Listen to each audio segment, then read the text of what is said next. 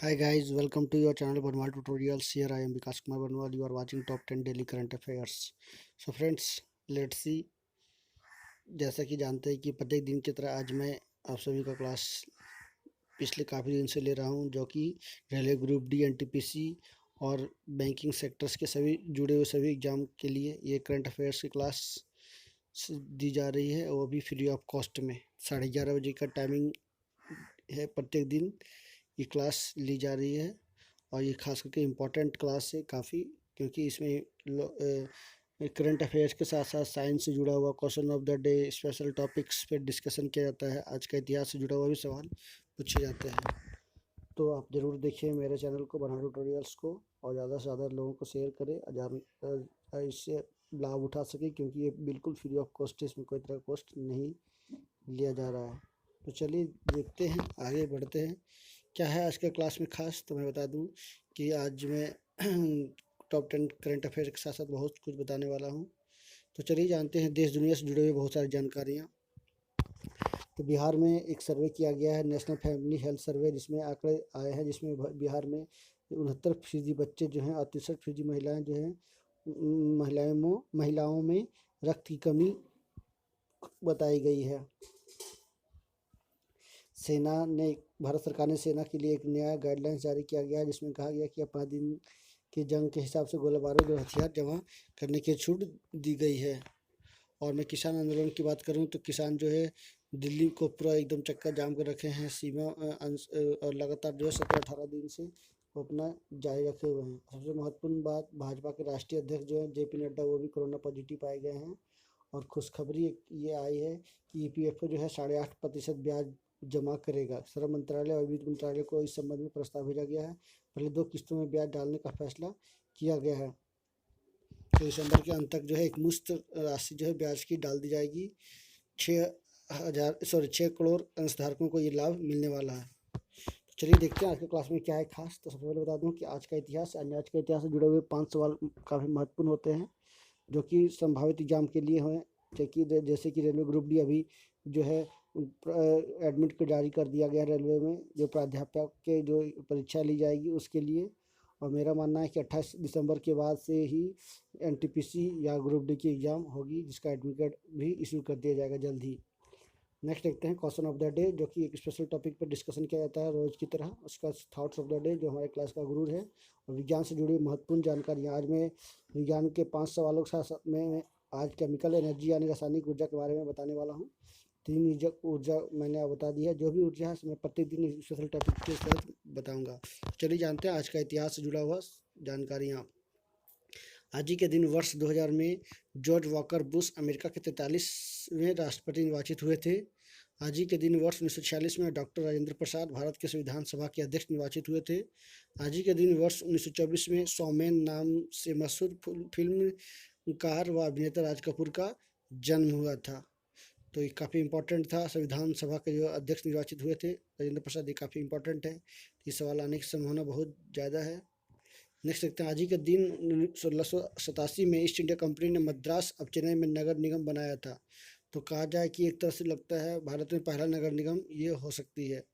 तो आप इसको कंफर्म कर लें,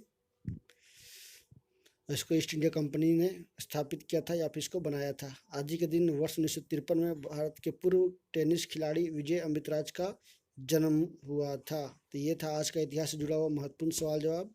आई होप आप सभी ने कुछ ना कुछ जरूर जानकारियाँ आपको मिली होगी इस क्लास से, इस सेशन से। तो चलिए देखते हैं आगे question of the day. Question of the day में स्पेशल टॉपिक पर मैं डिस्कशन करने वाला हूँ, जो कि काफ़ी इम्पोर्टेंट है। तो चलिए जानते हैं क्वेश्चन ऑफ द डे का क्या है आज टॉपिक में। 4000 साल पुरानी सिंधु घाटी सभ्यता के लोगों का एक रिसर्च किया गया था, जिसमें बताया गया था कि सिंधु घाटी के सभ्यता के लोगों का खान पान कैसा है। तो मैं उसके बारे में आज बताने वाला हूँ कि 4000 साल पुरानी सिंधु घाटी सभ्यता के लोगों का खान पान कैसा था। इसका खुलासा एक रिसर्च में हुआ। रिसर्च कहती है कि इस सभ्यता के लोगों को मांस खाना बहुत पसंद था, मतलब खाना ही पसंद था। गांव हो या शहर, लोगों का खान पान एक जैसा था। यह गाय, भैंस, बकरी और सूअर का मांस खाते थे।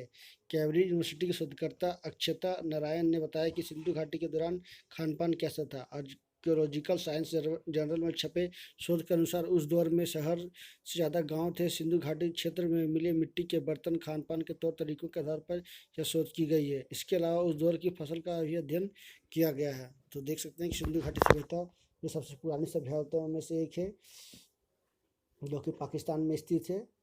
इसको करीब करीब देखा जाता है तो 20वीं सदी में इसको खोजा गया था, 1900 के आसपास। तो उसमें जो है वहाँ पर ज़्यादा मांस ही सेवन किया जाता था। वहाँ पर जो बर्तन मिले हैं मिट्टी के बर्तन, उसी के आधार पे उसको रिसर्च करके बतलाया गया है। तो काफ़ी इंपॉर्टेंट सवाल बन सकता है रेलवे ग्रुप डी के लिए आने वाले संभावित सभी एग्जामों के लिए, चाहे कोई भी स्टेट का एग्जाम हो या SSC CGL का हो, सभी एग्जाम में पूछने की संभावना 100% बनी हुई है, 100% आप मान लो। तो इसका नोट जरूर तैयार करना। आगे देखते हैं करंट अफेयर्स की पहली सवाल क्या है। तो मशहूर अमेरिकी गायक व गिटार वादक चार्ली प्राइड का कोरोना से निधन हो गया। तो काफ़ी प्रसिद्ध थे। फिर से मैं बता दूं कि अमेरिका के मशहूर गायक और गिटार वादक चार्ली प्राइड का कोरोना से निधन हो गया। वो 86 वर्ष के थे और देसी संगीत के पहले आधुनिक अश्वेत सुपरस्टार थे प्राइड, और टेक्सास के डलास में अंतिम सांस ली उन्होंने। उन्हें ग्रैमी अवार्ड से जीतने वाले Pride kiss an angel, good morning और इज एंड बी गोइंग टू सैन एंटोनियो जैसे कई हिट गानों के लिए मशहूर है। 1934 में मिसिसिपी में जन्मे प्राइड कपास की खेतों में काम किया करते थे। 1963 में संगीत के करियर बनाने के लिए पहले वह अमेरिका की सेना में भी कार्यरत थे। नेक्स्ट देखते हैं रिपब्लिक मीडिया के नेटवर्क के मुख्य कार्यकारी अधिकारी विकास खानचंदानी को महाराष्ट्र पुलिस ने गिरफ्तार कर लिया है, और TRP में जो हुए घपले हुए हैं उसी को देखते हुए उनको गिरफ्तार किया गया है उनके आवाज़ से। नेक्स्ट देखते हैं भारत सरकार ने तीनों सेनाओं को 15 दिनों का जंग के हिसाब से गोला बारूद और हथियार जमा करने की छूट दी। पहले क्या थी कि 10 दिन का मात्र छूट जाती थी हथियार जमा करने के लिए। पूर्वी लद्दाख के हालात को देखते हुए यह फैसला बहुत अहम माना जा रहा है, और भारत सरकार ने सेना को स्टॉक बढ़ाने की छूट कुछ समय पहले ही दे दी थी। कई साल पहले यह तैयारी की गई थी। ऐसा सेना के पास 40 दिन की लड़ाई के लिए संसाधन मौजूद रहे। नेक्स्ट देखते हैं भारत सरकार ने हस्तशिल्प और भौगोलिक संकेत खिलौनों को गुणवत्ता नियंत्रण आदेश से मुक्त कर दिया है।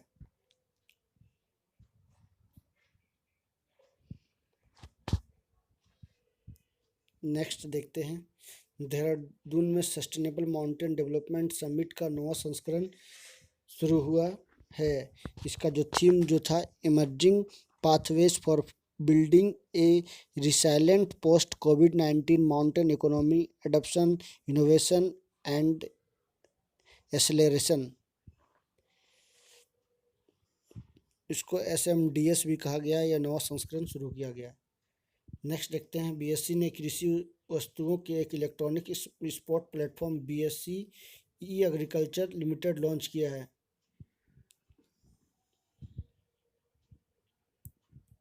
इसमें एग्रीकल्चर मार्केट के लिए लॉन्च किया गया है, जिसमें संस्थागत इलेक्ट्रॉनिक पारदर्शी कमोडिटी स्पॉट ट्रेडिंग प्लेटफॉर्म के रूप में यह जो है प्लेटफॉर्म काम करेगा।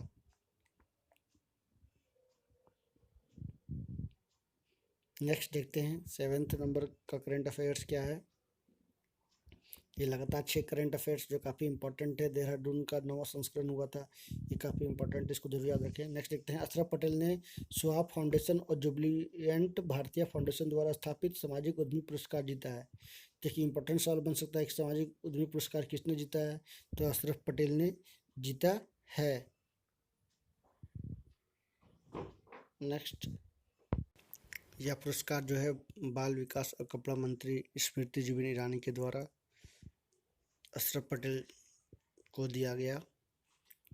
नेक्स्ट 12 दिसंबर को विश्व भर में अंतर्राष्ट्रीय सार्वभौमिक स्वास्थ्य कवरेज दिवस मनाया गया।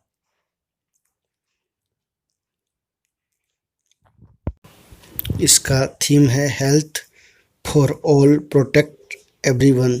तो ये काफ़ी इम्पोर्टेंट है, इसको जरूर याद रखें कि 12 दिसंबर को अंतर्राष्ट्रीय सार्वभौमिक स्वास्थ्य कवरेज डे यानी प्रोटेक्ट एवरीवन, जो health for all protect everyone जो थीम है इसको रखा गया है।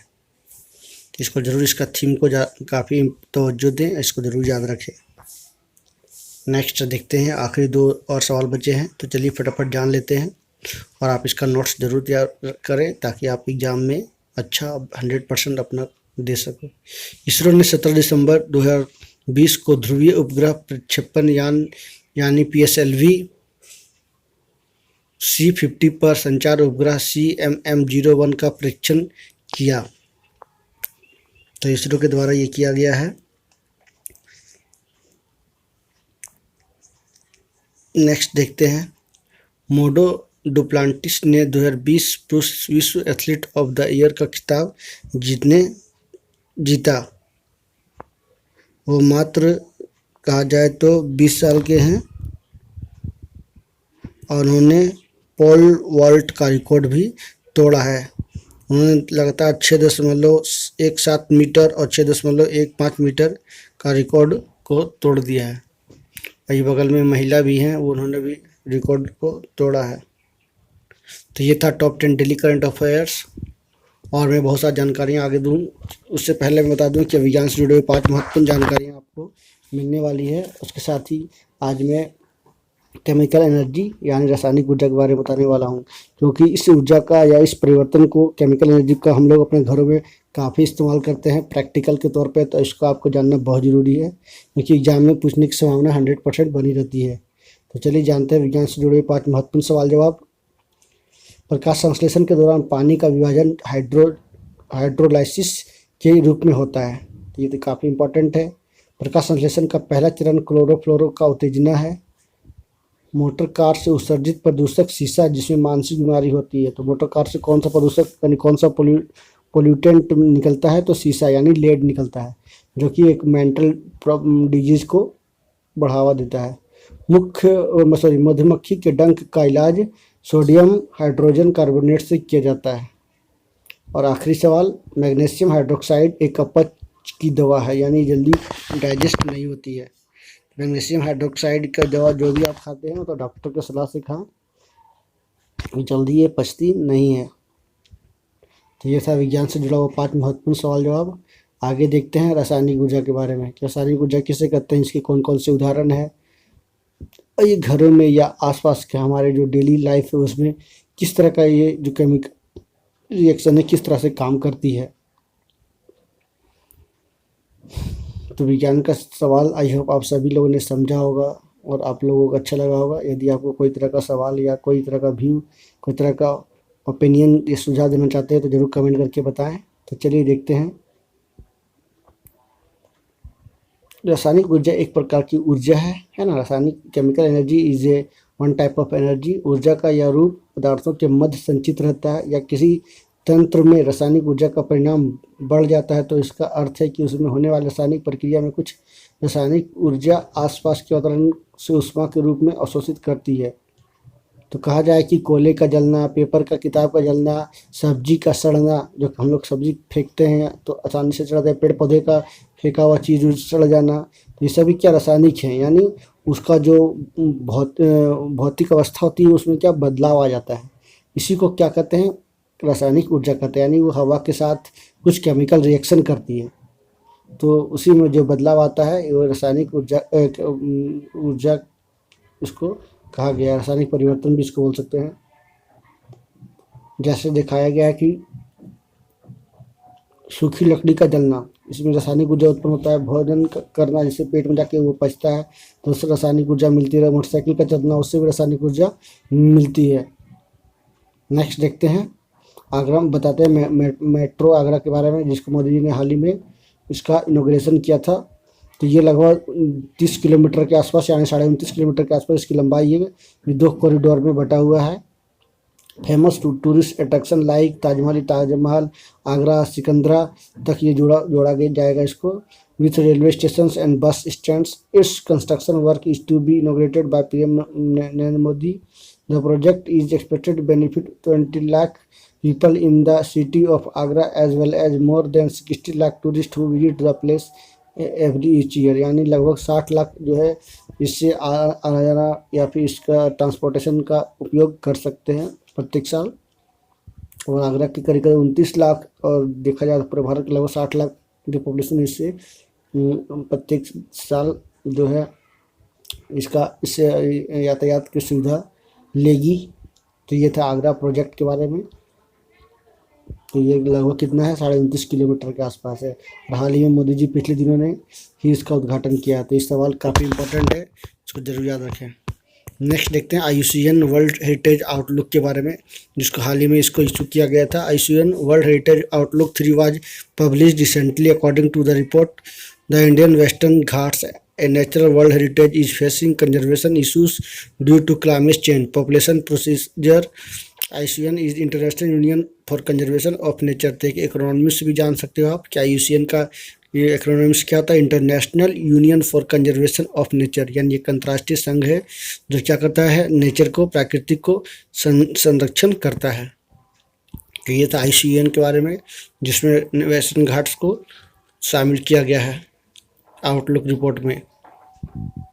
आगे देखते हैं। मैंने आपको आगे नहीं बता पाया, लेकिन मैं आगे थॉट्स ऑफ द डे के बारे में बता दूं। ये लास्ट है। मैदान में हारा हुआ इंसान फिर से जी सकता है, लेकिन मन से हारा हुआ इंसान कभी नहीं जी सकता। तो बिल्कुल सही है कि आप अपना मन को हारने ना दें, अपना पॉजिटिव रखें और एक स्ट्रेटजी के साथ। बिना स्ट्रेटजी से कोई काम नहीं होता। अभी के समय में आप सोचोगे कि नहीं रोज़मर्रा की तरह काम करेंगे, चलो अभी करते हैं, शाम को करते हैं, ऐसा पॉसिबिलिटी नहीं है। आपको अपना एक स्ट्रेटजी के तहत, एक पर्पस को, एक टैलेंट के साथ आपको काम करना होगा, अपना हुनर को दिखाना होगा। और इसमें सबसे बड़ा हाथ क्या है, स्ट्रगल और सेक्रीफाइस का। यदि आप स्ट्रगल और सेक्रीफाइस नहीं करोगे तो जल्दी आपको सफलता नहीं मिलेगी। तो मैदान में हारा हुआ इंसान फिर से जी सकता है, लेकिन मन से हारा हुआ इंसान कभी नहीं जी सकता। तो मन से नहीं हारे, आप मैदान में बार बार आ रहे हैं, हारे।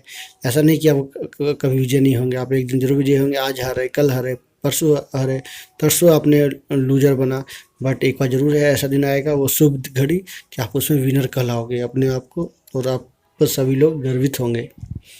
तो दोस्तों ये था आज की क्लास में, मैं समाप्त करता हूँ। नेक्स्ट क्लास का फिर मिलूंगा, तब तक के लिए नमस्कार, सबा खैर। और जाते जाते आप सभी से रिक्वेस्ट करूँगा कि आप सब मेरे क्लास में नए हो तो एक बार जरूर सब्सक्राइब कर लेना। और मैं बता दूँ कि कल का आप करंट अफेयर्स का क्लास या कोई तरह का क्लास देखना चाहते हो, इसलिए पीछे भी तो वीडियो में देख सकते हो। कल का मैं विशेष तौर से इसका जो है डिस्क्रिप्शन बॉक्स में इसका लिंक शेयर कर दे रहा हूँ।